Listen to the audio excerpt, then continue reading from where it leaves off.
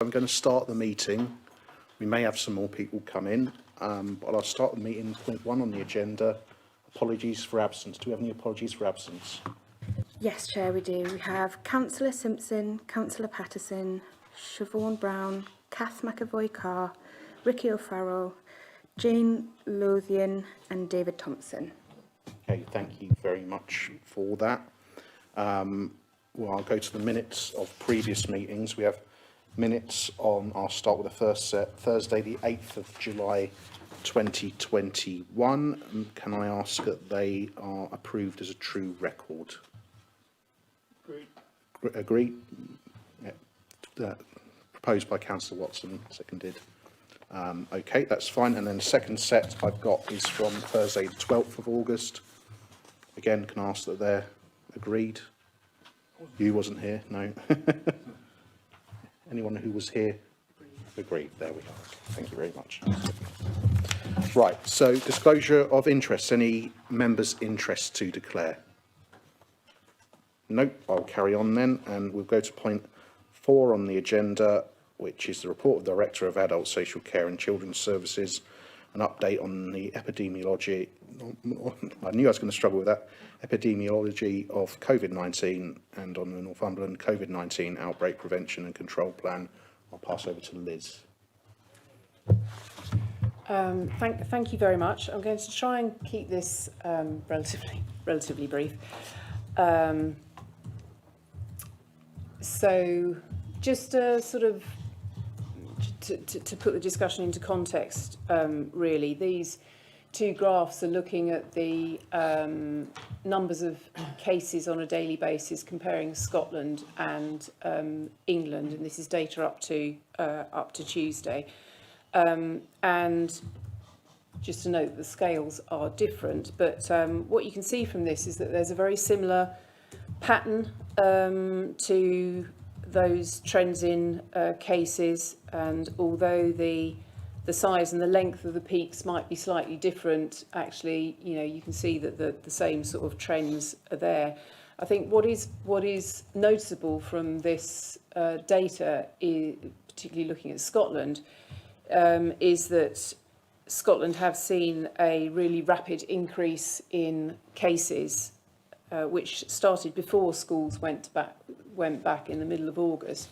So Scotland relaxed their restrictions in the first week of August, and they have seen since then quite a marked increase in cases, which has been exacerbated by schools going back. And we always knew that schools going back would result in an increase in cases, and that's not necessarily transmission within school. It's about what children do on the way to school and after school, and a sort of general mixing in those school age cases. And this map is just showing what's happening across the country, and you can see that it's very rare, very variable. So the rates are quite significantly higher in the southwest, and Cornwall and Devon are now part of that enhanced response area package. Some of that has been precipitated by festivals. So we know that in certainly one of the festivals in the southwest, sort of nearly 5,000 cases were associated with that event. And actually, more locally, we are already seeing cases associated with the Leeds Festival, so we can probably anticipate a bit of a spike associated with that.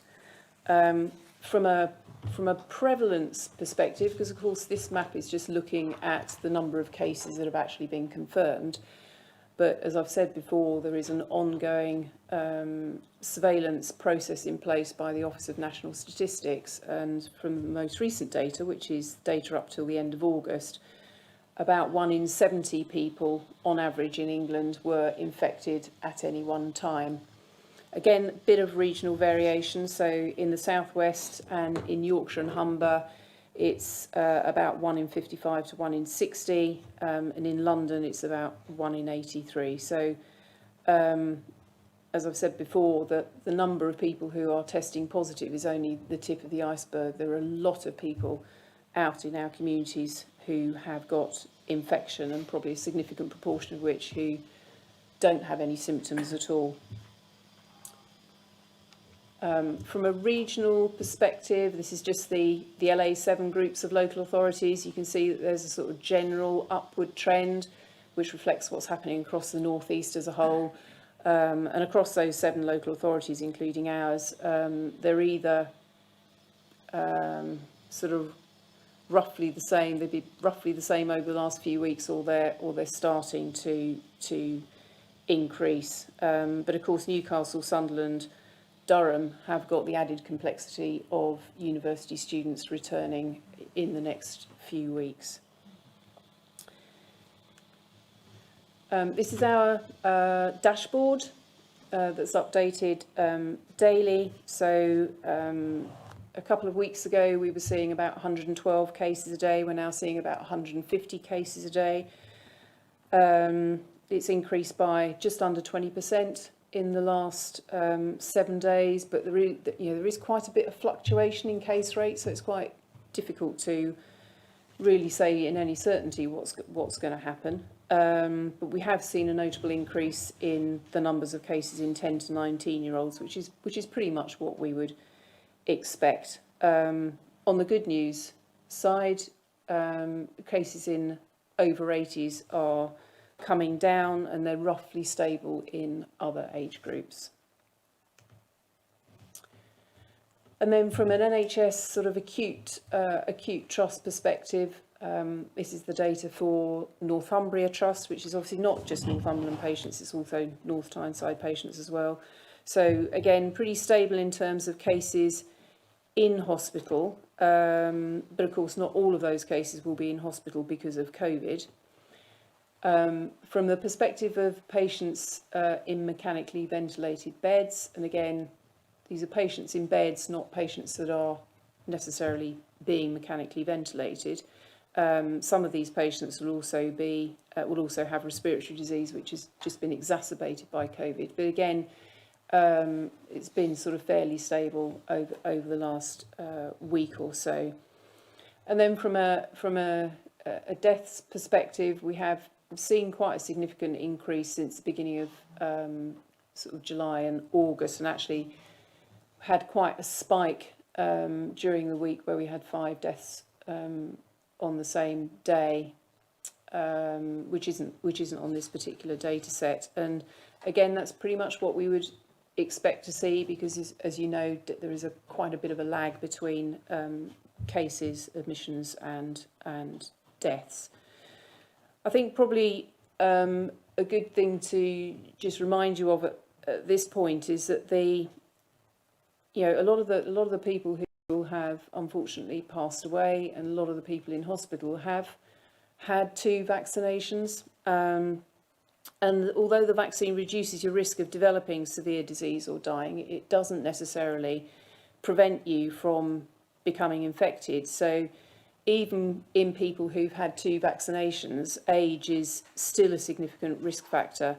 And there is one estimate that says that in 80-year-olds who have had 2 vaccinations, actually their risk is the same as an unvaccinated 50-year-old. So we will expect to see people in hospital and people dying who have had both vaccinations. I thought it'd be useful to just spend a bit of time talking about how we're going to live safely with COVID. And I think it's quite a difficult balancing act, because we've got to return to some sort of a situation which is more normal than where we are at the moment. But in doing so, people will regrettably continue to die from this disease, despite the success of the vaccination programme. So the contain framework is the framework which really outlines how local authorities, Public Health England, the UK Health Security Agency, government, the new Office of Health Improvement and Disparities, how all of those agencies will work together with businesses, public institutions, other partners in communities to prevent and manage and contain outbreaks. And the control contain framework rather has recently been updated to reflect the changes that happened when we moved into step 4. So really the focus is on vaccination and pushing out the vaccination programme as quickly and in as much depth as we can. Obviously, there's been this shift from legislation to guidance, so we really need to continue to support the public to take those actions that are going to prevent infection. Of course, we're working on the Beat COVID North East comms and engagement strategy to work with the public to understand how we can do that better. We've obviously got to continue to test, trace and isolate, so really important that we continue to support people to self-isolate, and we're looking in our local testing partnerships, so the contact tracing that we do within the local authority to look at how we can do that better, and I'll go on to talk about that a little bit later. And then I think the biggest risk really is about new variants of concern, particularly ones that might get around the vaccine. So nationally there's a constant review of the border arrangements based on our own surveillance of variants which are circulating in the country, and looking at global surveillance as well. And then lastly, the government does retain the power to take some contingency measures at a local, regional or a national level if that's required. But we've got to do that against the context of living with this disease. So from an LA7 perspective, we've come up with a number of priorities which are going to enable us to live with COVID. The first is around the rapid and equitable deployment of the COVID and flu vaccination programmes, and we've learned a huge amount about interventions which will promote uptake in underserved groups. And what we really want to do for the booster programme when it launches is to make sure that we knit in those interventions which support those underserved communities right from day one. We obviously need to continue to encourage all of those good behaviours which we know prevent infection. They don't just prevent COVID, they also prevent flu, all sorts of other respiratory infections, and actually, some of them also prevent gastrointestinal infections. And we know that historically over the winter, we do get a number of norovirus outbreaks, and they can be as debilitating and disruptive as any other outbreak. So, continuing to promote all of those good prevention interventions is really important. I've talked about the importance of testing, tracing, isolating as part of our local outbreak management plans. And I think this fourth bullet point about taking our communities with us, that's really critical. And I think the Beat COVID North East programme has been really good at just orientating those messages so that they resonate with our communities, and certainly that has been evaluated really well, and that's an ongoing bit of work which I think Phil's going to update us on later. We still need to protect vulnerable individuals in the community, and we still need to focus on monitoring and surveillance and health inequalities. And we've talked at the Health and Wellbeing Board before about doing a COVID-19 inequalities communities impact piece of work, and that bit of work is ongoing. I thought just a bit of a focus on schools, because obviously they're at the forefront of a lot of people's minds at the moment. So the Department for Education is responsible for producing guidance for schools, and they have come out with some revised guidance over the last few weeks for both schools and further education establishments.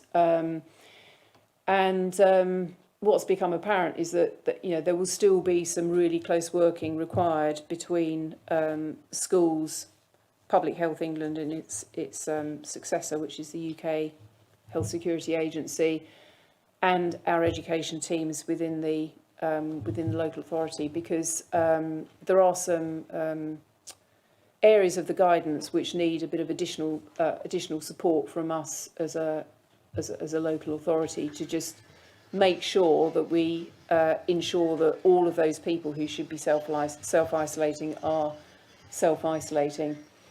There are still, some significant prevention measures in schools, so hand washing and respiratory hygiene is still really, really important. Environmental cleaning is still critical, and also ventilation in schools is going to become increasingly important, as it is actually in all public buildings. And the Department for Education are going to be distributing carbon dioxide monitors into schools, along with some guidance for schools on how to best use those. And they're really there to monitor how well the ventilation is, or how good the ventilation is in particular areas, so that schools can put further mitigations in place if necessary.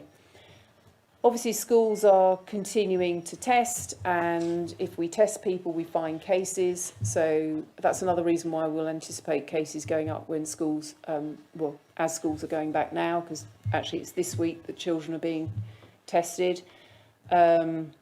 And if you look for cases, you find them. So that will contribute to the increase in cases. We've got some regional documents to support the management of outbreaks in schools. So we've got thresholds at which we'll do sort of informal and more formal investigation, working very closely with the public health team in our regional public health team in Public Health England. We're still asking schools to report cases to us so that we can follow those up and make sure that schools are comfortable with the actions that we're taking. But we also recognise that actually there are lots of other infections out there that schools will need support on. So we're working to develop some resources around the management of just respiratory outbreaks in general, because we haven't had much in terms of respiratory disease for the last year, although we have recently. Schools have, and some other educational settings have sort of almost forgotten how to manage those. And then there's the 12 to 15-year-old vaccination programme, and obviously we're waiting for the chief medical officers to make a decision on whether that is going to go ahead or not, and I'm sure Richard will talk about that later. So just in terms of our own, what we're doing locally, we're still working really hard around local contact tracing.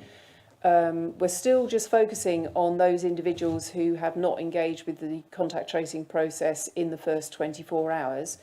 But we are looking at whether we can develop that to pick up all cases after the first 4 hours. I think what we have found out is that there is a mechanism on the test and trace when you respond to your positive case through the Test and Trace app to identify whether you need additional support or not. And what we're finding is that actually when we're contacting cases, they're not necessarily ticking that box. So what we're looking at is whether we need to do a much more sort of systematic take a much more systematic approach to contacting cases, not just the ones that have come to us to be contact traced, but actually all of the cases that we've had in Northumberland, just to make sure that people have got the support that they need to self-isolate. But I think what we are very wary of is the ability of these cases to escalate really quickly, and we could be overwhelmed quite quickly if we're not careful. So what there is available is an ability to just select which cases you contact. So we're just coming up with some metrics to think about what postcodes that would be, and we'd probably consider deprivation case rates and vaccination uptake as part of those metrics. From an asymptomatic testing point of view, this has been quite a rapidly changing picture. So we we've only got one supervised or supported asymptomatic testing site which is up and running, which is at in Ashington. It's only open for a morning a week. We really do very few tests at that particular site because the demand, as soon as tests became available through community pharmacies and you could order them at home, you could get them through employers, actually that supported testing really dropped off, but we've maintained some capability, I think probably just in case we had to boost it up again. But that's so what we are doing is we're using a sort of roving model, not dissimilar from the roving vaccination model, to distribute testing kits as widely as we can. So you can see there that we're handing out quite a few of those, sort of 13,000 boxes over the last couple of months, and we're also using community venues to widen the scope of that offer. But there are all sorts of other testing channels, so you can still get them delivered. If you go online and order them, you can get them delivered to your home. You can still get them from community pharmacies. The employer-led testing has largely ceased. If they do want to do it, they have to do it at their own expense, which is obviously not quite as appealing. Testing in educational settings, testing across the NHS. There's regular testing in prisons for staff and inmates, hospices, and across a wide range of social care settings. So actually that asymptomatic testing offer is still really wide. And then in terms of sort of key messages, really, I think there's just a huge amount of uncertainty across the board.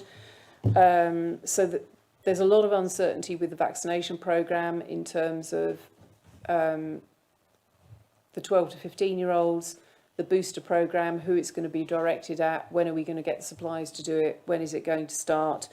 There's uncertainty over the case rates because actually the modelling that's been done has been really mixed, and I think it is a bit of wait and see. There's uncertainty about flu and those other respiratory illnesses that we normally see at this time of year, and actually some of those infections like RSV, which is quite common in young children, we've seen certainly a real spike of that nationally, the sort of levels that we normally only see over the winter, but it has been quite a short, sharp spike in other areas, so any peaks that we see in Northumberland and the North East should drop off fairly rapidly.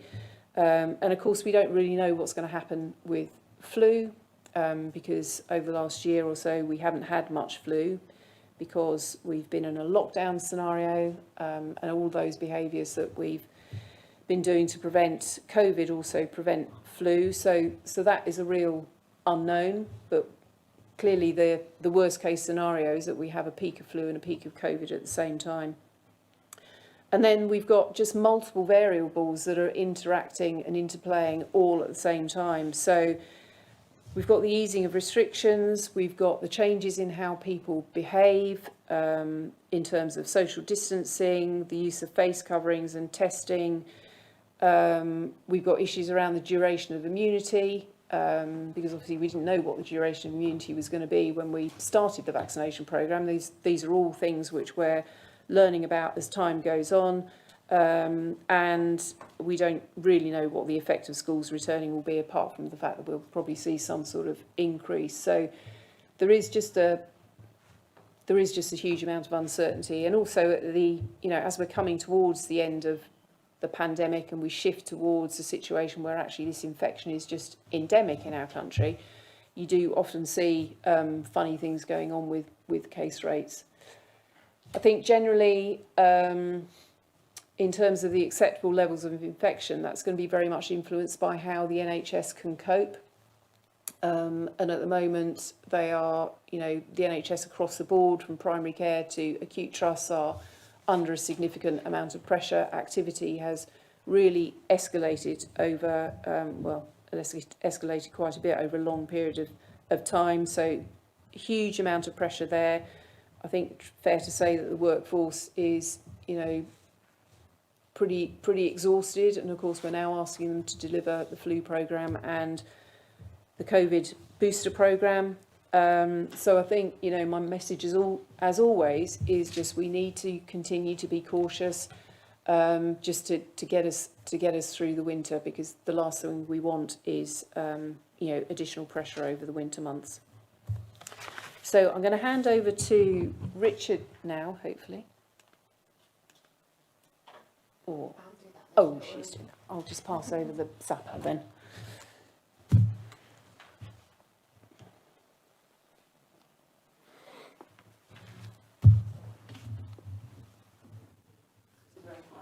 It is, isn't it? Thank you, Liz. So, following on from Liz, I'm going to attempt to keep this relatively brief as well, and just give an update on the latest status of the COVID vaccination programme in Northumberland. Once I've worked out which button to press. Oh, I've stopped it. Down button, there you go. So, in terms of vaccine uptake in Northumberland, the first dose numbers that we've administered to date are now over 250,000, so 251,764 first doses, and second doses rapidly catching that up, 234,769 second doses delivered, so in excess now of 485,000 doses in total delivered to Northumberland residents. The data set nationally has recently been expanded to include 16-year-olds and 17-year-olds now that they've been included in the vaccination programme. And when we look at the overall percentage uptake across the 16-plus population, Northumberland's got the highest percentage uptake of both first doses and second doses of any upper-tier local authority area in England. So as I've said, when I've come to the board previously, we have some of the most protected people in the country from COVID, which is absolutely fantastic. What I wanted to focus on today is kind of what it is that sets us apart from those other parts of the country, and where have we made those gains. And I think there's been comment in the past that, you know, it's our older population in Northumberland that's given us the ability to get to the top of that table. But when we look at the distribution of vaccination uptake across age bands, and we look at England, the North East and Northumberland, it's actually our younger adults where we've seen a real increase in the level of uptake compared to the region and the rest of England. So the North East average uptake is in excess of the England average almost across the board. But then the Northumberland average, we've seen that exceed the North East average in all but one cases there. And in the case of the 75 to 79-year-olds, it's the same as the North East average. But as I say, it's the kind of 18 to 39-year-olds, our younger and working age adults, where we've seen the biggest increase or difference between the national uptake figures and the Northumberland figures. So in excess of 13-14% for those youngest adults. So I think a credit to our younger adults in the way they've come forward to receive the vaccination, and a real success of our teams in being able to communicate to that age group the benefits of vaccination, not just for themselves, but for the protection of other older, more vulnerable members of society as well. So the second dose picture is very much the same. The only probably anomaly worth pulling out there is the 16 to 17-year-old figure, where it shows we've only vaccinated 15.2% with a second dose. The JCVI guidance on 16 and 17-year-olds is that they should only receive one dose, certainly those that are in the healthy 16 to 17-year-old category. So we don't expect that figure to rise particularly significantly. Those most vulnerable young people have been given 2 jabs if they were in the earlier cohorts. But yeah, fantastic figures across the board. So I thought that was a useful stat just to bring to the board's attention to see why we've done so well in Northumberland. In terms of vaccinating children and young people then, which Liz was alluding to, the latest JCVI guidance to government is that, as I've mentioned, all healthy 16 to 17-year-olds are vaccinated with one dose of the vaccine, and those most vulnerable 12 to 15-year-olds are also vaccinated. The current guidance is for those 16 and 17-year-olds, as I say, to get just one dose, and the 12 to 15-year-olds with eligible health conditions to receive both doses. So our PCN teams over the last few weeks have worked very quickly to identify those eligible 12 to 15-year-olds and proactively contacting them to be vaccinated as a priority. 16 and 17-year-olds have all been contacted nationally, received a letter in the post, and they can attend either walk-in or pop-up clinics in addition to those pre-booked clinics where their GP is reaching out to contact them. Our uptake rate for 16 and 17-year-olds is at 62%. which is significantly above the national average so far, and a real credit again to our teams and our young people in the speed at which they've come forward to be vaccinated. We've also seen a number of our schools and colleges arranging for pop-up clinics delivered by our PCN teams and the roving vaccine unit for their students to be vaccinated in schools. So the van's out and about this week at a number of schools vaccinating 16 and 17-year-olds. It's kind of en masse in clinics. In terms of the healthy 12 to 15-year-old cohort, you'll have no doubt seen in the media at the back end of last week that JCVI have come forward with their guidance and have not recommended vaccination of that entire 12 to 15-year-old cohort. It's worth pointing out, though, that is specifically on health grounds alone. That is the remit of JCVI. And what's happening now is that Chris Whitty and his colleagues in the devolved administrations as chief medical officers are now looking at the wider picture and whether the other benefits of vaccination in terms of the impact on the disruption to education and the mental health and well-being of young people actually warrant vaccination of that cohort. So we're standing by for the opinion and advice of the CMOs. Plans in the background are very much in progress for the rapid rollout of vaccination for that cohort should we receive the go-ahead. The preferred model for that rollout is very much in schools, similar to, and hopefully, should we be advised that we're able to do it alongside the flu programme that's going to take place in schools. So we've used our really strong links with other local partners to make sure we've got plans very much in place for that should we get the go-ahead to do it. In terms of phase 3 of the vaccination programme, then commonly referred to as the booster programme, in July, we got interim advice from JCVI, which is the Joint Committee on Vaccination and Immunisation. So back in July, they advised in their interim guidance that any potential booster programme should look to begin in September and that it should be offered in 2 stages across all of those over 70, including care home residents, all of those over 16 who fall into the clinically extremely vulnerable category, so what was cohort 4 in the first couple of phases, and frontline health and social care workers, with then an expansion in stage 2 to all of those over 50 and all of those aged 16 to 49 who are in a flu or COVID at-risk group, so cohort 6 in the kind of old vernacular. The core planning scenario that was outlined in July was that we should aim to deliver booster doses between a period of the 6th of September and the 17th of December. Obviously, we're sat here on the 9th of September and we haven't started that booster programme yet, mainly because we're still awaiting the feedback from ongoing clinical trials that are looking at the best type of vaccine to deliver for that booster programme. And whether the co-administration of COVID-19 boosters alongside flu vaccines is going to be permissible. I think Liz the other day mentioned, we're kind of living in an experiment at the minute, and this is all very much, new and emerging data all of the time. So once those clinical trials have reported to the JCVI, which is imminent, we're expecting guidance to be issued that will give us a final instruction on what the booster programme needs to do. I think it's just important to mention, although we're waiting for an instruction on co-administration of COVID and flu together, there are absolutely no delays to the flu vaccination programme. We're very much full steam ahead with flu vaccines being administered as normal. The enhanced service for that went live on the 1st of September, and although there have been a couple of delays to flu vaccine supplies due to a shortage of lorry drivers, we have received our initial supplies into Northumberland now and will be starting flu vaccination in the coming days. So in terms of phase 3, similar to what I was describing with the 12 to 15-year-old cohort, we've got really strong links already within Northumberland and across our North East and North Cumbria ICS that have enabled us to get our plans very much in place for phase 3 and really, our finger hovering over that go button when we get the instruction from JCVI and from government. It's very much a multi-agency collaborative approach. And we have really strong plans in place to deliver that successful flu and booster programme. So in terms of the next steps, we're going to continue to provide second doses to all of those eligible patients at 8 weeks. And what we'll maintain throughout autumn and winter is an evergreen offer of vaccination to those few individuals who have yet to come forward for their first and second dose. That will maintain in place throughout the autumn and the winter. We'll keep promoting the importance of that second dose uptake to provide the greatest possible protection for patients.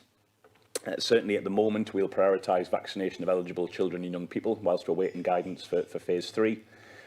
Another development in recent weeks has been the advice from JCVI to deliver a third dose of the vaccine to those eligible immunosuppressed individuals. Now, that's separate to the booster programme. That is a third dose in addition to the first two as part of their primary course of vaccination. So, having received that guidance last week, we're now working with colleagues at our foundation trusts to identify those patients through their consultant specialists and arrange the most appropriate timing of that third dose vaccination for them to get them the most protection. In terms of phase 3, we'll continue to collaborate and cooperate across our delivery models. So PCNs, community pharmacies and hospital hubs, and stand by to deliver phase 3. It's probably important to note at this stage, just for information, the vaccination centre that's been operated by the national team at Hexham Mart will be closing at the end of this week, having fulfilled its role in helping to increase the rollout of vaccines in phase 2, so the under 50 population. And in West Northumberland and the rest of Northumberland, for that matter, will be reverting to predominantly delivery in PCN sites and community pharmacies. So we've got 2 additional PCN sites coming online for phase 3. And we've also got 3 additional community pharmacy sites that are due to come online. So that'll bring us to around 20 of those primary care sites that will be able to deliver vaccines as part of phase 3 once we get, as I say, that final guidance. It's really important, as I mentioned, that we deliver seasonal flu vaccinations as normal and without delay. And it's very important that patients and residents are encouraged to come forward for the flu vaccine when they're invited and not necessarily to wait to receive both at once. It is really important that we make as good a head start as we can on the flu programme. We want to continue to increase activity and promotion of the benefits of vaccination in our most deprived communities to tackle inequality and really focusing on those things that Liz talked about. We've learned some really valuable lessons throughout the COVID vaccination programme as we've gone through in terms of how to target those areas of highest deprivation. And we really want to make sure that right from the start of the booster programme, we're putting those lessons into action and taking the learning on board. And I think most importantly in all of this, and probably the reason why we've been most successful in Northumberland, has been the proactive and effective communication with our patients and public. You know, a lot of myth busting and really kind of explaining to patients what the benefits are of vaccination. That's going to be equally important as we go forward with vaccination potentially of young people and into phase 3. So hopefully that's a bit more of a brief update on where we've been and where we've got to with the vaccination programme. Happy to take any questions. Okay, I'll invite questions, and the first person I've seen is Councillor Watson. Thank you, Chair. First thing is to say it's really good to see how well Northumberland's been doing. That doesn't mean we can take a foot off the accelerator, of course. 2 questions. The first one's quite simple. The second one's a little more complicated. Will it be mandatory for vaccinations with our care home staff this winter? That's the first question. And the second one is referring to the number of COVID-related deaths. I'm always puzzled by this, and quite a few of my residents are as well. How many, we quote COVID-related deaths, and I know that if you're knocked down by a bus, but you've been tested positive, it's put down as a COVID-related death. The question is, how many deaths do we have which are non-COVID related? And the third question really is, what is our normal death rate? So then it'll be easier to understand, I think, the effect of COVID. I don't know whether we can answer those questions. Is anyone possibly both of you there, I'm thinking part of those questions? Yeah, certainly the first part of that, in terms of mandatory vaccinations for care home staff, that is the case, yes, and will be coming in from November. So care home staff will need to have been vaccinated on a mandatory basis. That's also being considered for the wider health and social care workforce, but we're yet to receive any definitive guidance on that. But that's the answer to the first part of the question. Thank you. And Liz, you got any further on that? Well, I suppose on the vaccination front, it's not just the care home staff. It's a whole range of other people who go into the care home as well, but not visitors necessarily. In terms of the deaths question, I think that's really quite complex because actually, you know, you're right. It's there are a lot of people who will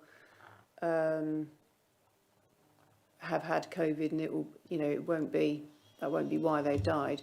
So I think there is something about getting underneath the statistics and trying to work out what the impact has been. but certainly when we've looked at deaths in this year related to related to previous years, sometimes the deaths have been higher than we would expect, and sometimes the deaths have been lower than we would expect.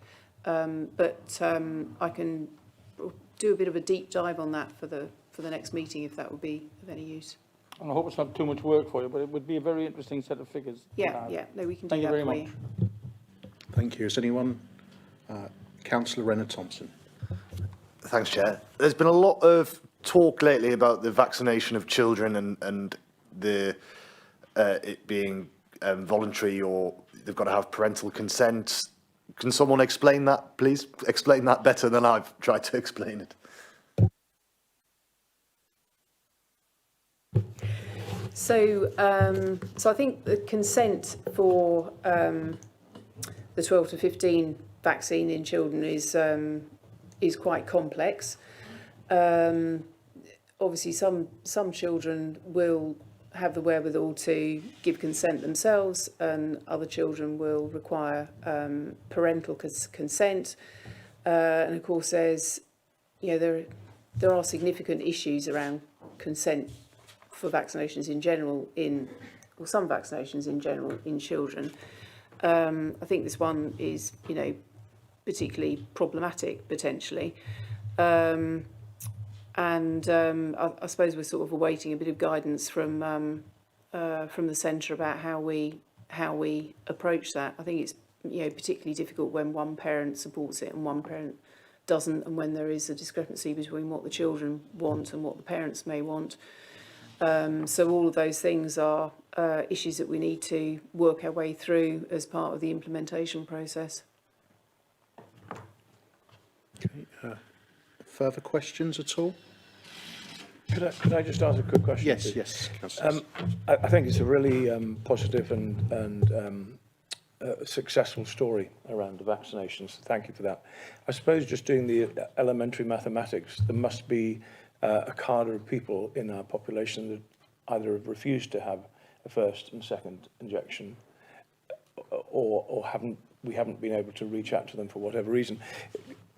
Could we know why those particular people are refusing or are not aware, or could we do more to make sure that everybody gets a vaccination? So I think in terms of that unvaccinated core of the population, certainly the last set of figures I looked at, there were around 15,000 over 18s who hadn't received a dose of the vaccine at all. And around 6,500 of those were over 50. So in that category, we'd consider most vulnerable. I think it's fair to say that they have been contacted numerous and multiple times by various elements of the health service, be it their local GP practices or invitations from the national programme. In terms of the reasons why they're not coming forward, I guess they are probably many and varied. And I think whilst the focus has been on getting the rollout of the vaccine as wide as possible, we potentially maybe haven't looked into that as much as we might have done. But I think during phase 3, when that evergreen offer will remain for those people, we'll absolutely continue to promote and look into why uptake in those groups might not have been as high. We do continue to focus on specific groups within that unvaccinated cohort. So an example of work we've done recently was off the back of an increase in hospital admissions of unvaccinated expectant mothers.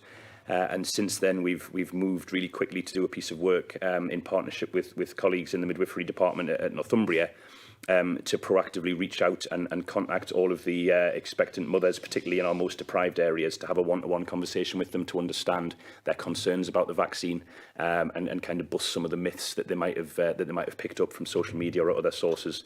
And those clinics in the last couple of weeks have been really successful in terms of being able to increase the vaccination rate amongst that particular cohort. So I think as and when we do work through the Vaccine Equity Board to take a deep dive into those cohorts, we'll absolutely focus on. I think those one-to-one conversations will be the most important element of increasing uptake in that cohort.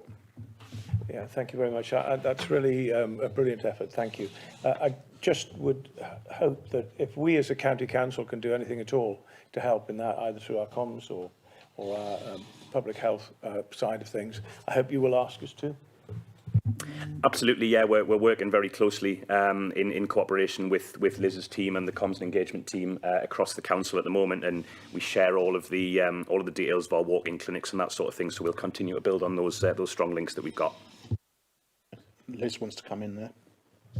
Yeah, it's just to add to what Richard said, really, is that we're still going to have a significant proportion of people who won't be vaccinated. So all children under 12 are unlikely to be vaccinated, and they're actually a significant chunk of our population.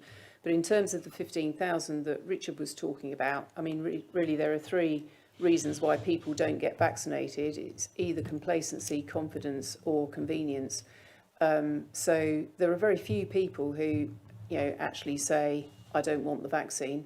Usually it is one of those three issues that influences whether people have the vaccine or not. So, we've been working across multiple fronts to try and address those fundamental reasons why people don't take up the offer. Thank you. Any other? Yes.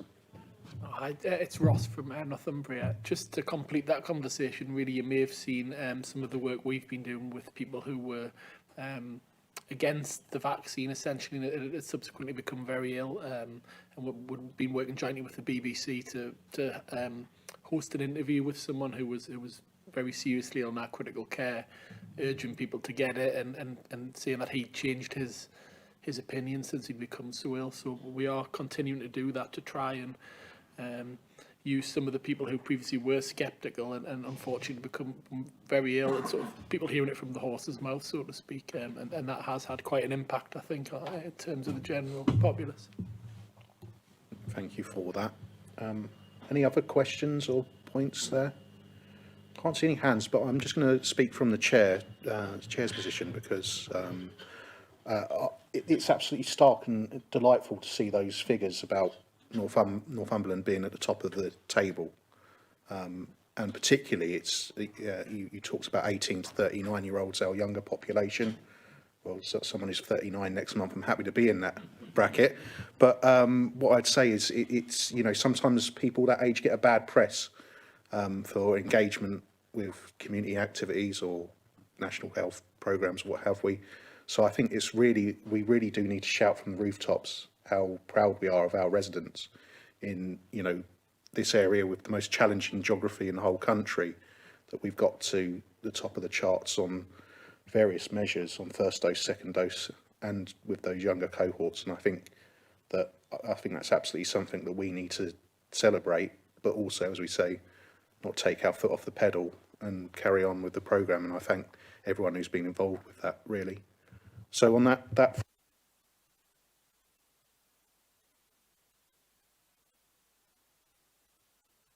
put my microphone on my up. Point 6 on the agenda, which is communications and engagement, and Phil Hunter's going to lead on that.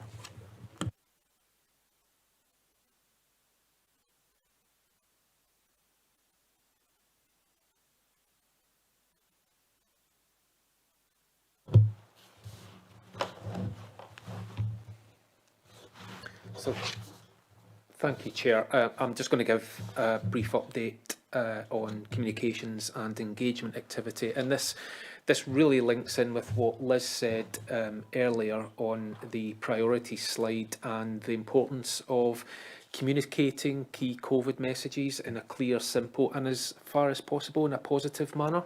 And there has been a lot of activity in recent weeks, and there's much more to come in the coming weeks and months.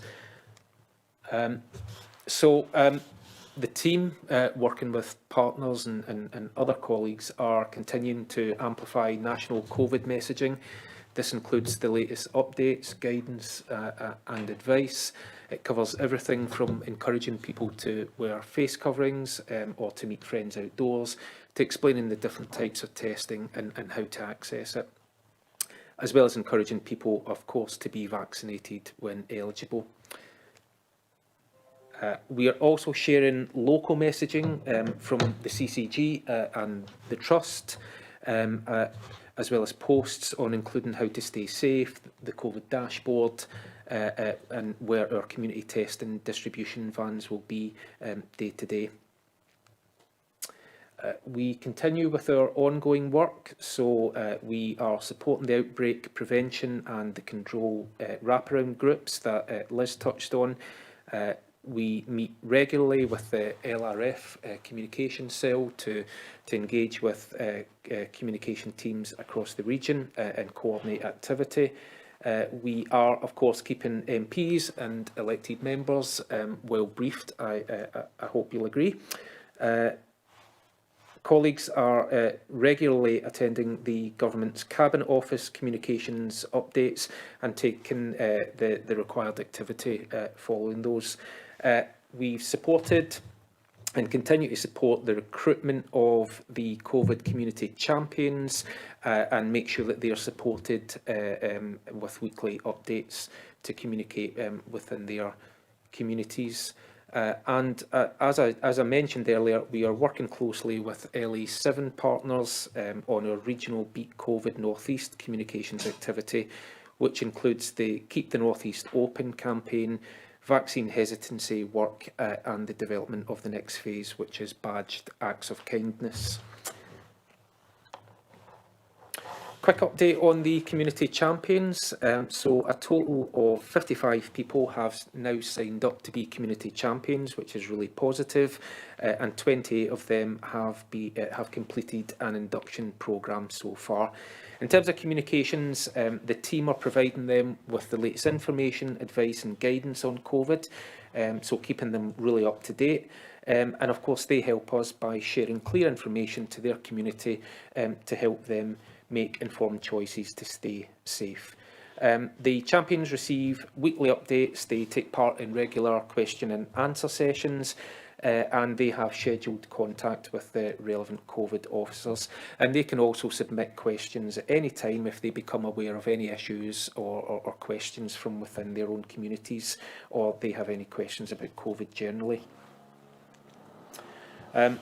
Of course, as restrictions have been lifted, the next phase of our campaign frames all of the ways that we can choose to be kind to each other to reduce the spread of COVID in the North East, and that's been badged as COVID Acts of Kindness.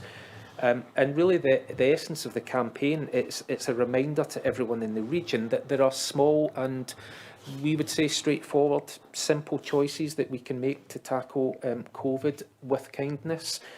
So the campaign features key behaviours, all of the things that we've been doing throughout the pandemic, wearing a face covering, getting vaccinated as soon as possible, sanitising hands, giving each other space, letting fresh air in, and continuing to follow the isolation guidance where necessary. So really simple, sensible measures. And the photography, as you can see, it features people from all ages, all backgrounds, to ensure a really inclusive campaign for the region. This phase of the campaign will launch officially next week with TV, press, radio and cinema advertising. Later this week, we will see the PR element of the campaign activity begin, and we'll also be launching community awards. The COVID Acts of Kindness Community Awards will celebrate individuals across the region who have gone above and beyond to support others during the COVID pandemic. And there'll be a radio partnership, I think, in partnership with Smooth Radio to amplify the awards and to source regional businesses to sponsor the awards. And the awards themselves will open for entries and nominations later on this month, I believe on the 20th of September. We'll also see continued PR and case studies to remind residents that COVID, of course, is still a serious threat, as we've heard from Liz today, focusing on younger individuals to encourage vaccination uptake. So in terms of what we're working on next, we will continue to amplify national campaign messaging. The refreshed town centre signage is now in place. We'll continue to support the community champions recruitment, as I've mentioned. The Beat COVID North East ongoing campaign development that will continue, and we will continue to support the vaccination programme, addressing hesitancy and adapting materials where that's needed. And we will see further behaviour insight work carried out, and that will be at a regional level as part of the Beat COVID North East campaign. So, Chair, that's all I wanted to cover by way of an update, and happy to take any questions or any feedback. Does anyone have any questions or feedback to raise there? Can't see any. Oh, yes, sir. Hi, thank you. Would be my first thought. It does seem to be that at the minute there is a complacency. I think everybody feels it's gone. We've had our summer, and I think there isn't a big worry that our hospitals are full, so people are not modifying their behaviour for fear that they won't be able to get treated. So I think this next few weeks is really important, so anything that pushes that message at the minute. The vaccine hesitancy thing, I think, is a really real thing, and in my practice, I have seen people very poorly who haven't had a vaccine. I've seen all the consequences of people having COVID before the vaccines came along. But there are some people who have a real worry, and their worries are very real, and we can't just dismiss them that they are just not taking the benefits of the vaccine seriously. You know, and they need to be treated with empathy, I think, as well. So we mustn't alienate people because they have fears of the vaccine, because they're not doing their bit for the community. Unfortunately, there are some people out there who've had really bad experiences of vaccine. And I'm almost hesitant in a public meeting to mention that for fear that actually it gets reported and then people say, oh, there's a doctor who says there are people who get side effects of vaccine. But I've had to look after people who have had serious side effects of vaccine. So that is real. And yet, for the community good, it is obviously much better that everybody gets a vaccine, that we can encourage to do so. So we must just be careful that we don't alienate people who have this hesitancy, and anything which is subtle that encourages those people to ask the right questions and access people who they think will listen, I think is really important. Chair, I think that's really helpful feedback. I couldn't agree more, and I think with the Acts of Kindness campaign, the emphasis really is on encouraging people and really just highlighting what others are doing to encourage people to do the right things. So really framing it in a positive way.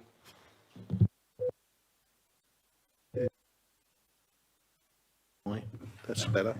Sounds like I'm in an airport lounge or something.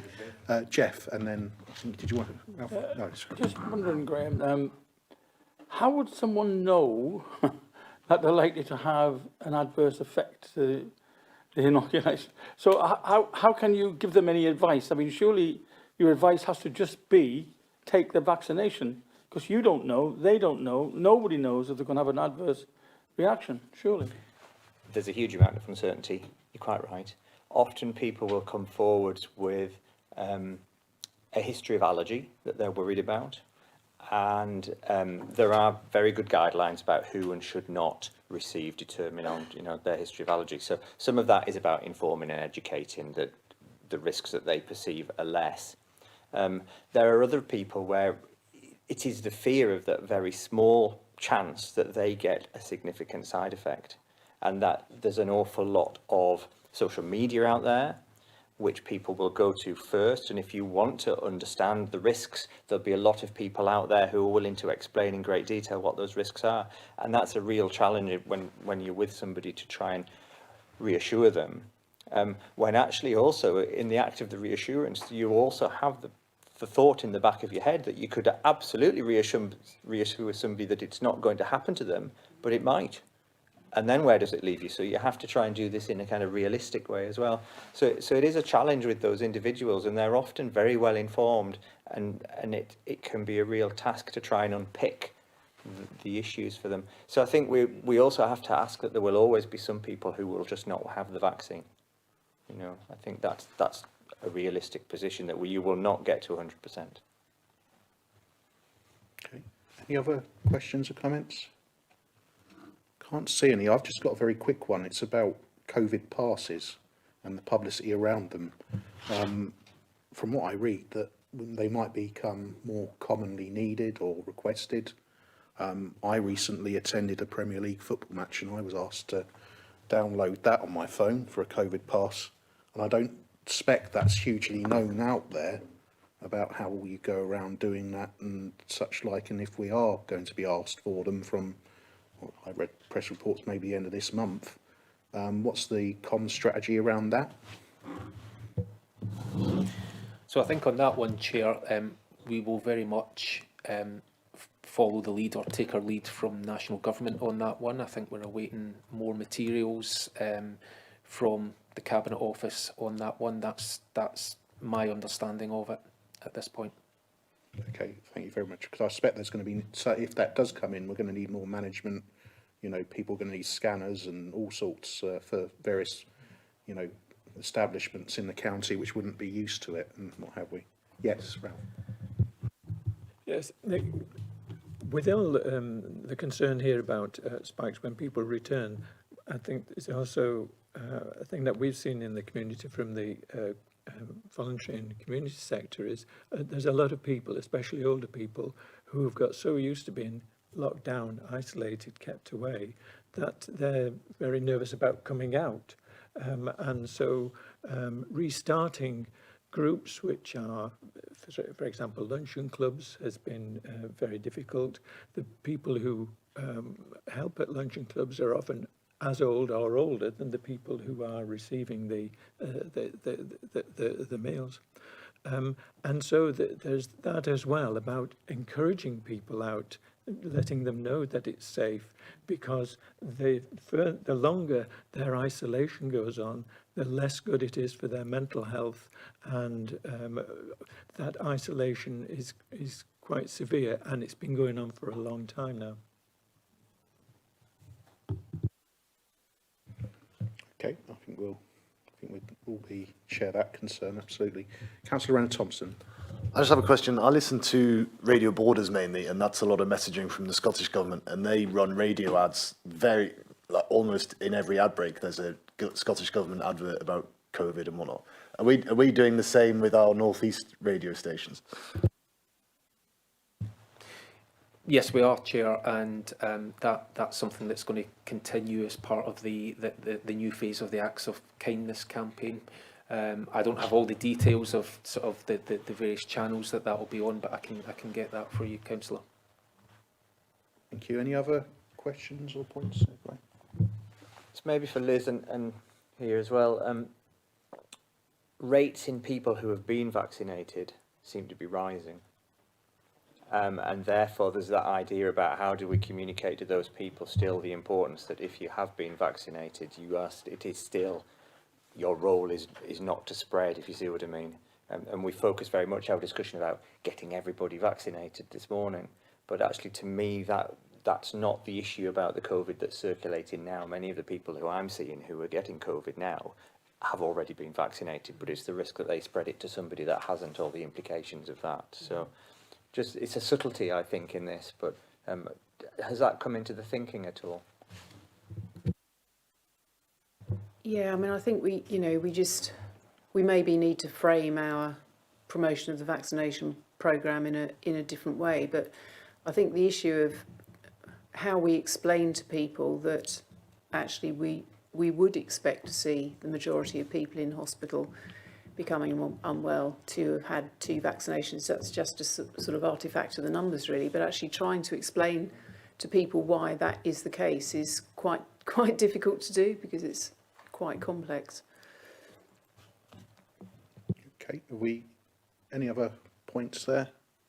No, well, thank you very much for that. I'm sure it's something that's going to carry on as the uncertainty rolls on. Which way it will go, I don't know, in terms of our engagement strategy, but we shall see. I'll go back to item 5 on the agenda, which is the Health Watch Annual Report 2020-2021. It says it's a presentation from David Thompson, although David Thompson isn't here, so I've got Derry Nugent is going to do this presentation, so I'm going to pass over to Derry.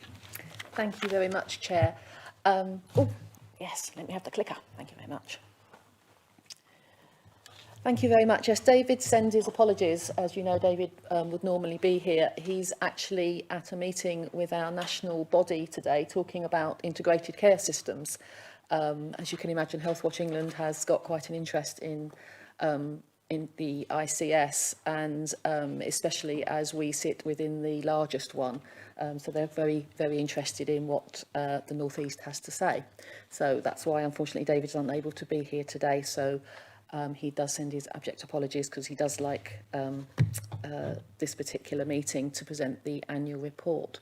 So what I'm going to do today briefly is 3 things. I'm going to present our annual report, and most members, or certainly all elected members, will have received several copies, both in hard and email copy, and other colleagues will have received email copies. But if people would like a hard copy, please let me know. You can't miss it. It's got a picture of the finger from Northumberlandia on it. So I'm going to talk about that. I'm then going to talk about our annual survey and what that's told us, and then I'm going to talk about our priorities for the coming year. Now, in doing this, I suppose it's reminding us all that the Health and Wellbeing Board, this is part of our work as part of the Health and Wellbeing Board. It's Healthwatch has a statutory position on the board, so our presenting our report to you is part of our fulfilling that duty. So I think it's really interesting. This sits really well in terms of what we've heard for in the previous presentations. Okay, so in terms of our report and what we've done over 2020 and 2021, there's a theme that I think when we come to write the history of the pandemic is reflected both in what we've heard today and I think in what I'm about to say, and that is that it is about working together. And I think everything that we've done as Healthwatch this year, if you look at our report, is been made better by the fact that we have worked with other organisations and with colleagues across both the statutory and voluntary sectors. And I think it's that scaling up effect that we've really seen the effect of this year. You'll have seen the report, but I've just pulled out some highlights there. I think the most powerful piece of work we did in many ways was the work we did with people who have relatives who live in our care homes. It was, we've just published the report on it. It was really difficult for people on the 23rd of March to effectively walk away from their relatives and leave them to the care of others. And I think over the course of the year, we've been able to provide a support and forum for people to express and understand. And I'm really pleased that some of the work that was done in terms of with homes, making sure that communication could keep going. You know, everything from video calls to window visits and all of those things, which felt very strange at the time. But I think it's a really important part of what happened in the last year that we shouldn't forget. We also ensured that, and I think the second bit, I think again it comes where the joint working is really important. It was about making sure that even if the way your life is at the moment means that it's not as straightforward, that it didn't mean that you had to be out with the services and you could still get services. And we're very grateful to community sector colleagues who are helping distribute the medical care cards so that people can register for doctor services. The Northumberland Recovery College, I'll only mention in passing. I think it's been a great thing, and what I will say is that our AGM this year, which you will all get invited to on the 4th of November, so there's the date, keep the date in your diary, I've just announced it, it's got to happen now, will be jointly delivered with the Recovery College. And we help bring people together right at the beginning around that, so we ensured that voluntary and community sector colleagues and organisations were aware of it and had the opportunity to be involved in it from the very beginning. Your Voice Fund, that was really great. We used some of our, basically we know that we're not the experts. That's what we always say. We're not the experts, other people are. So basically through some tiny small grants, we worked with 4 organisations to say, tell us what's happening, tell us what you want us to know. And all of the results of that are on our website, and I would really recommend you have a look at the video that was produced by Headway Arts, which is an arts-based organisation in Blythe that works with people with learning disabilities, just talking about their experiences of health and social care, but especially healthcare. Really interesting little piece. The solid relationships enables us to effectively relay hard messages. Yes, that was a really interesting one. We always say that we are a critical friend to health and social care services, but what we're always very aware of is that you have to be a friend before you can be critical. And I think we saw that most strikingly during the vaccination programme, where there were messages and communications going out left, right and centre, and all the stuff that Ross has just talked about. But there were still a lot of people who were very confused and worried about when their turn would come. And we're talking back in the March time here. And I think, you know, we worked, didn't we? We got together, and those videos you then produced, I think, really hit the mark. We produced some more messaging that was that was absolutely approved and in conjunction with the council and with the CCG, but which was slightly different in tone to try and get the message out in a slightly different way. And I just think it was just absolutely critical. And I think, again, the bottom one is really interesting because it goes into what the rest of the theme of what I'm going to talk about is that other things were going on as well as the pandemic. And we saw service changes in Ashington and Felton, where, you know, despite the pandemic, you know, things are going to happen, services are going to change, evolve, there are going to be new services, there are going to be different services. And I was really pleased that we enabled those communities to be involved in that and have their say. And it's, you know, obviously ongoing and we will continue to do that. But I just thought it was just really, really important that it wasn't all just about that and people had an opportunity to think about the fact that what did they want for the future. I'll stop there because that's about the report. Is there anything in the report that people would like to pick up at this stage before I move on to our annual survey? No? Excellent. Right, we did our annual survey this year, very differently to how we did it in previous years. And we're just about to publish the full report on that, which you will obviously get. So what I'm going to give you here is the absolute highlights, and I would recommend that you look at the rest of the report for the detail. I think one of the things that's really interesting from it is that the overall satisfaction rate with services has held steady. We've asked the same question over the last 4 years, and the satisfaction rate has held steady at 66–67%. So it's really, it was interesting when we were talking about it. We were thinking, well, will we see a big uptick because people have been so grateful, rightly so grateful about what's happened this year? Will it go down because we're asking at a time when, you know, we're at a different stage of the pandemic? But actually, it stayed, which I thought was actually really quite interesting. But, you know, so well done. We've got more men to answer this year, so we're really pleased about that because we've noticed in the past that we always find sometimes getting feedback from men, especially younger men, is slightly more difficult. In terms of geography, we heard from 29 out of 36 postcodes, and we had a particular focus this year on postcodes within NE23 and NE61, because we've noticed over previous years and in our ongoing work that sometimes we don't hear from those communities as much. So we did a postal drop, so people, everyone in those areas, and I could see Councillor Flux. I'm in an NE23 postcode, and I got one of them. Excellent, and I hope you returned it as well.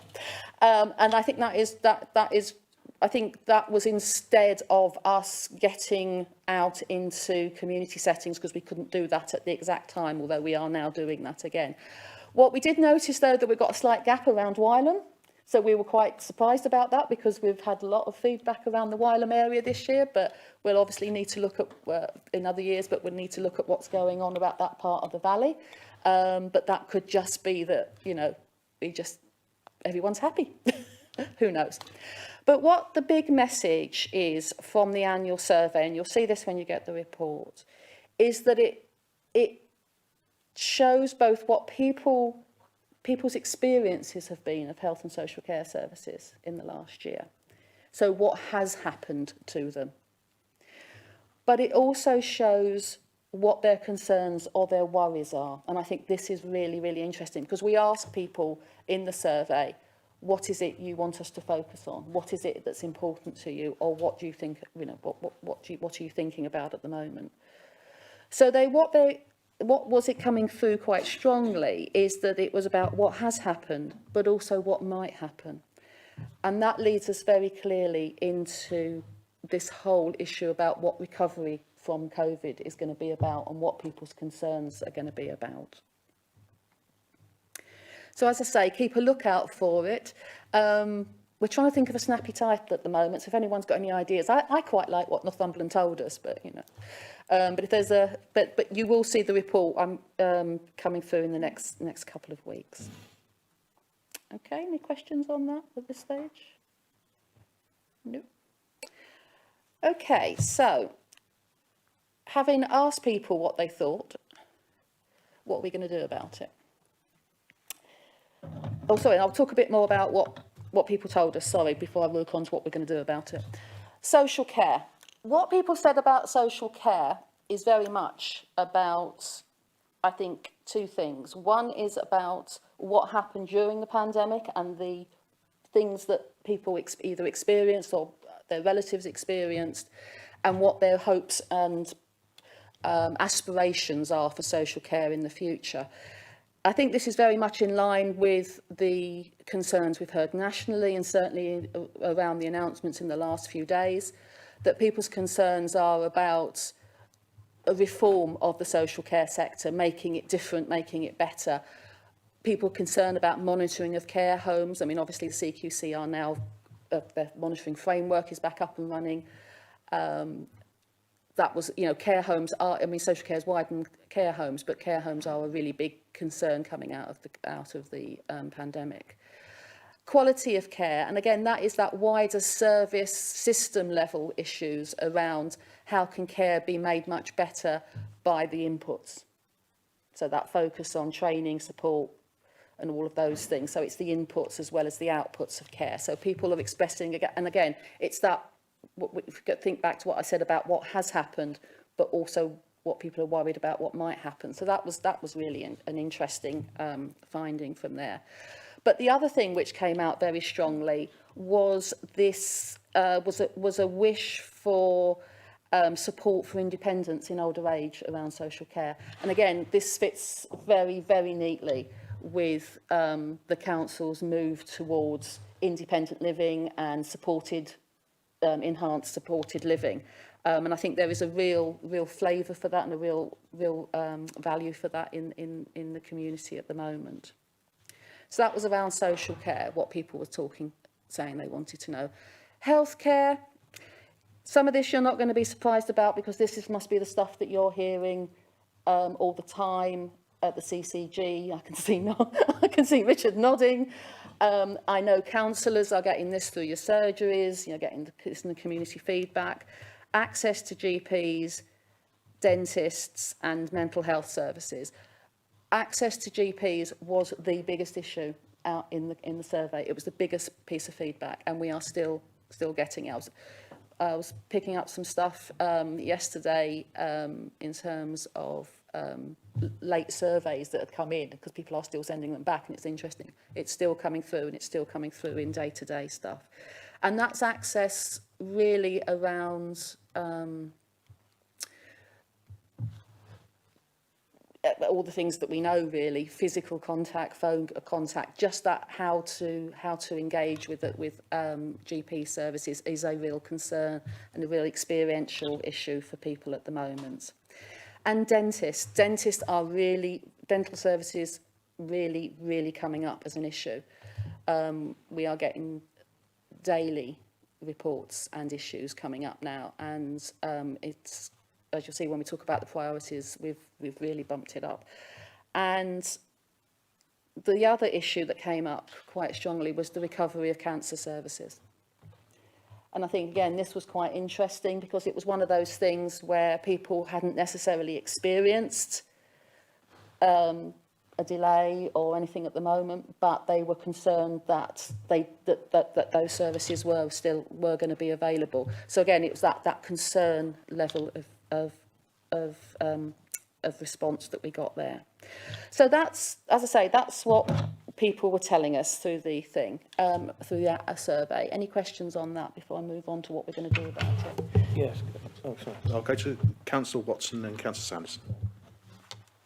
Yes, I just want to echo what you've said about the access to GPs. I'm afraid it is still a big issue. We've now got the parish councils getting involved in it. Yeah. People complaining to them. I know everybody's trying very hard, but I think our people are finding it very frustrating to ring up at 8 o'clock or 8:30 in the morning and not able to get an appointment.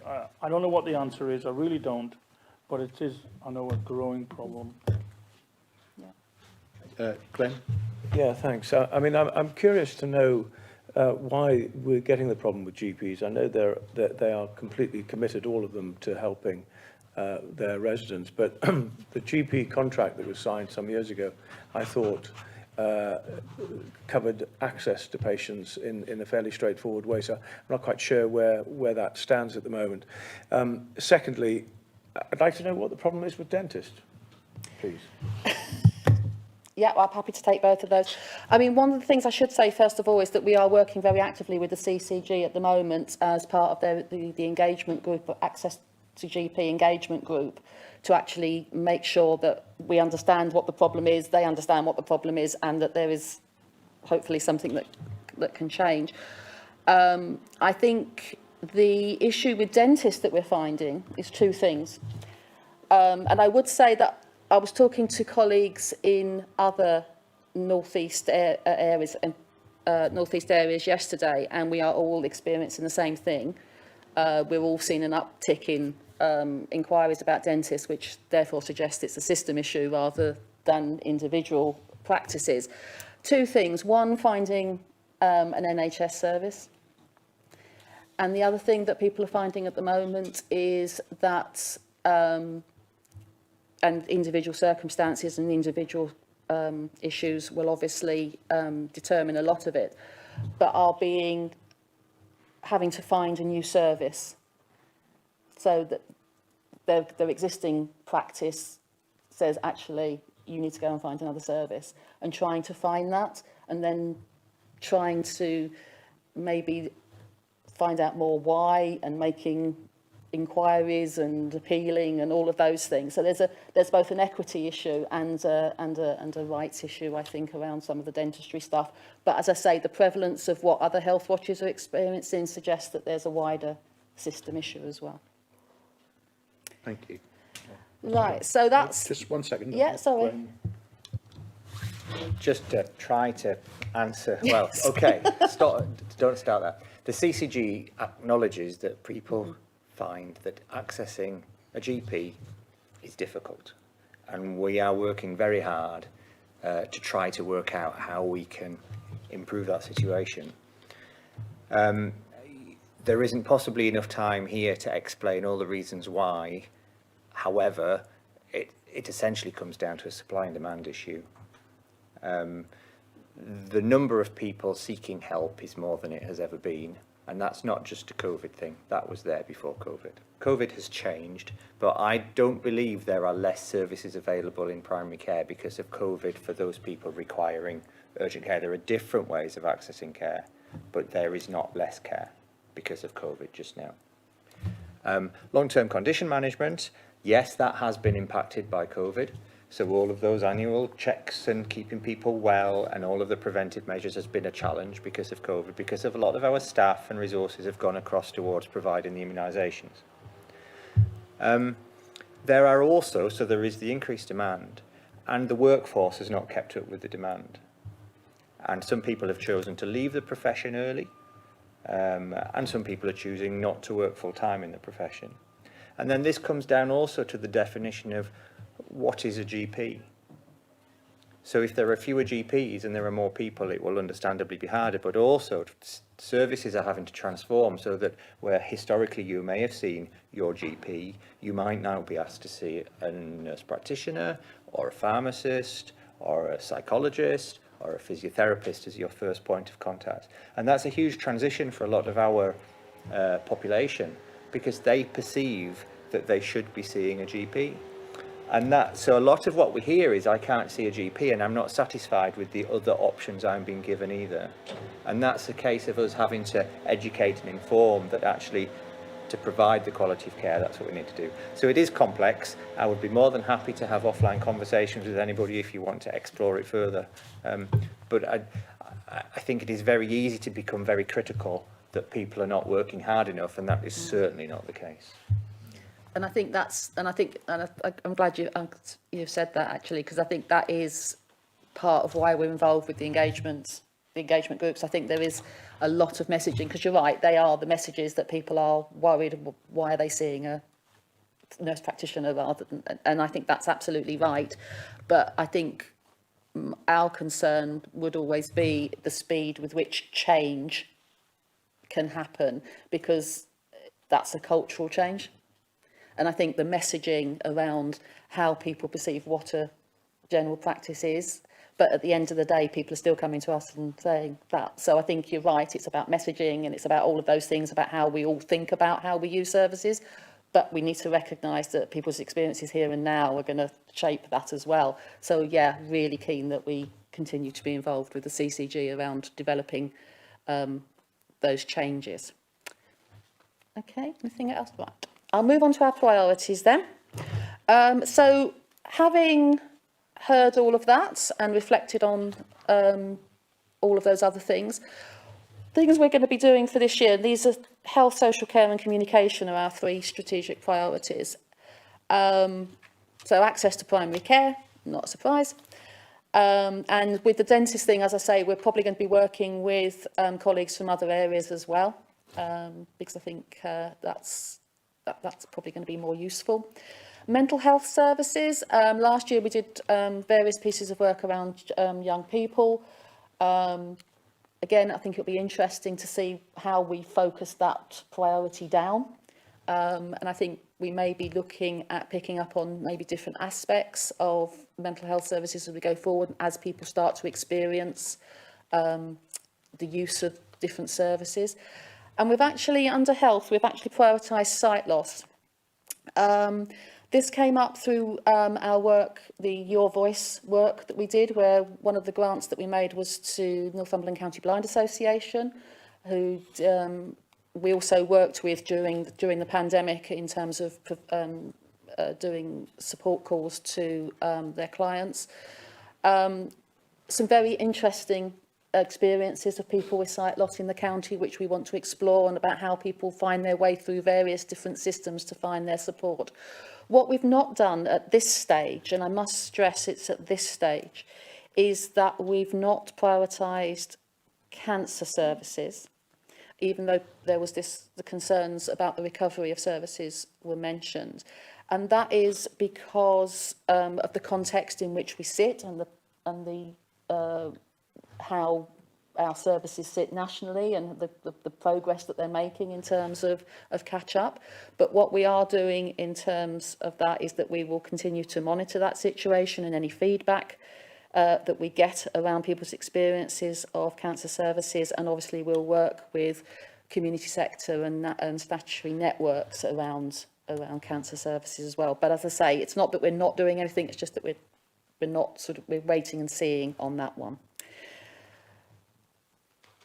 So in terms of social care, then our priorities will be, again, care homes, and we're setting up a new support forum. Well, it's a continuation of the support forum, really, that we've been running during the pandemic, but people have said that there's a need to go forward, so we're continuing that, and we will be looking to, I think, to do a piece of work about how people understand care homes and what it means for both residents and relatives when people start to use those services. And also our own enter and view powers. At the moment, they're on hold, as you would expect. care homes are still not fully open, but when they are, then we're very pleased to offer that as a service to our county's care homes, as a really positive way of gathering information and feedback about how they're getting on. Communication, here to here, which is not easy to say for a Cockney like me. I've had to emphasise the H's there. If you've not already received some of these, we have some lovely postcards. Here to here is a series of monthly drop-in sessions. We've got 5 sessions, 4 in localities, so the Hub at Clamlington, Hawk Whistle Leisure Centre, North Northumberland Voluntary Forum, the Buffalo Centre in Blythe, and County Blind Association in Morpeth, and we also do an online one. So over the course of a month, we are in those locations. Now, and details are available on this, and I've got some more of those you can take away and distribute for me if you like. Now, we're very aware that we are only in some localities and not in others, and that is absolutely right. And what we've done is we've tried to prioritise those areas where we feel that there's a particular, we want to hear from people where people may find it more difficult. But what I will say is we'll keep it under review. So these aren't set in stone forevermore. We will look at it and we can move them around, and we'll give it six to 8 months to see how it's settling in. But we would want to look at reviewing that. But as I say, please do promote them. One of them would be online, and people can still contact us in all the other ways they've always been able to contact us anyway. And as I say, our other priority is ensuring that the patient and service user voice is heard in the development of the integrated care system. As this goes forward, we are very aware that people in communities have probably not really heard about the ICS and what it means and how it can, how it might look. Now, obviously, as a patient and service user champion, we think that patient and service user voice should be heard within that system as it's developing, not just when it is developed. So we are working with colleagues, as I say, across the ICS footprint, so North Cumbria down to Teesside, to see how Health Watch's powers and experiences can be slotted in to make that system even better. So that's us, really. The last thing I will say is that we are currently doing a board recruitment, so anyone in your communities who you think you might want to encourage to get involved with Health Watch, it might be a good way to do it. We're always looking for people with experiences of services, so all on our website if anyone's interested or has a friend who they want to encourage. So thank you all very much for listening. Any questions? I see Liz has got a hand up. Thank you. Oh, I've got 3 questions. Oh, actually, fabulous. which is I'll write them down. Yeah. Maybe being a little bit greedy. But the first one is, what are you most proud of over what you've achieved over the last year? The second one is, what's been your biggest frustration? And then the third one is about how would you like to see Health Watch developing in the future?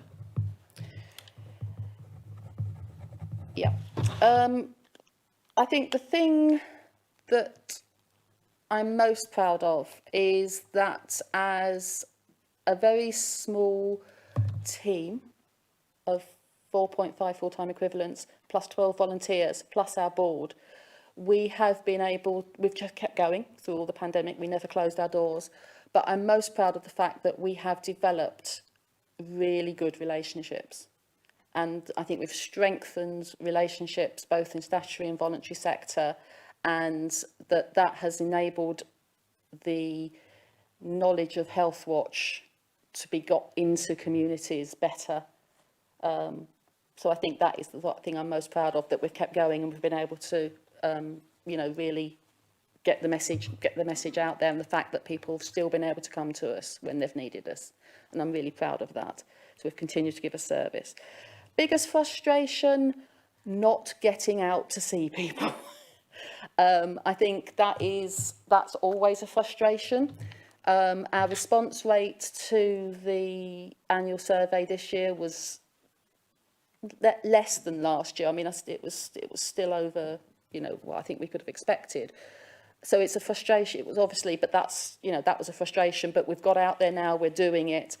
I think the frustration from that is that I think the frustration is because I think some of that real-time information is really important, and I think we saw that in the vaccination programme, where, you know, when we got that, we would give it literally as we were getting an issue in, we were passing it on to the CCG, and I think making sure those communication channels kept open was good, but it was also a frustration as well that we wanted more of it, because we knew that if we were seeing one person, there were probably 9 behind them who had a similar issue. So that's a frustration, and the frustration just, you know, how long it takes to do change. Your last question was about the future developments. I think the importance for Health Watch Northumberland is going to be the place-based and community-based health and, well, the integration of services, but actually what it means and how it works in Northumberland. So how can we start to, you know, how can we enable all the work that everyone else is doing around health inequalities, for example? How can we help in that at a local level? Because I think, you know, there's all this big stuff going on, isn't there? And it's like not losing sight of actually it's Northumberland that's important. So that really, both county-wide, but also that more granular locality stuff as well. That's where I would like us to really focus in the future. So that's me. Okay, have we got any further questions? No, I don't see any other hands up, so thank you very much for that. I'm glad it's a very detailed annual report there, and glad to see you've been in Cramlington at the hub, and although it's been cancelled, hasn't it, this week? I think. No. Has it not? I've got enough information then. Excellent, excellent. I stand corrected. But no, it's good to see you at the hub and all other places, and great. And thank you very much for your report, Derry. Cheers, thank you. Go to the next item on the agenda, which is item 7, Health and Wellbeing Board Forward Plan. Note and discuss details of forthcoming agendas. We've got quite a detailed agenda at the next meeting, just to forewarn us on that one. Urgent business. I've just got one thing to say. Oh, sorry, yes. Sorry, can I just ask that we defer the children and the adult safeguarding partnerships annual report from the next meeting to December? And the reason I ask that is that this year the children's report now runs until September. So it's September to this September. I've only just finished writing it, and it's being consulted on at the moment. So that's because of the new safeguarding arrangements that happened. It sounds a bit odd, but that's because of the new arrangements. So could I ask that we defer? We could do the adult one the following month, but actually it probably works better if we have them together, if that's okay. I can't see any issues with that myself. I think it'd be sensible to scrutinise and look at something that's complete rather than premature. So very much. Yes. Can I just raise one point just for a piece of information? This is my final attendance at this board. As you know, I represent the voluntary community sector, and I've done for some years. We always have 2 representatives, myself and currently Maggie Bailey from Coping with Cancer, both to ensure that there's somebody at the board, but also to get a range. Before Maggie was Siobhan O'Neill from Mental Health, and before her Sharon Sperling from Carers, so that we're bringing things to the board from that. I'm going to step down and we're going to elect a new person. One of the good things that's come out of COVID is Zoom meetings, which we've been doing monthly in the health and social care grouping of voluntary organisations, and we've had really good attendance from those meetings from the smaller voluntary organisations and from the more distant ones, because They don't have to travel in, and they can make their voices heard. So I'm hoping that we get somebody from that grouping that Derry herself is a member of to stand forward. So can I just thank you for allowing me to attend, and wish you luck in the future. And you actually preempted me, because I was just going to, I was tipped off this was your last meeting, so I was just going to say thank you very much for your contributions here, and wish you all the best with the future. And as I say, I'm sure you'll be able to see us online and all sorts, so on YouTube and such like. And so thank you very much. Absolutely. So thank you very much for your contributions to this board. Thank you very much. Now, so that was the only urgent business I had. Then point 9 is dates of the next meeting. I do think there's a typo here, because I don't think we're going to have 2 meetings on the 10th of February. So I assume that's the 10th of March. So we'll just note those future meeting dates, and I say thank you very much for attending and contributing to a very good meeting, everyone. Thank you. Cheers.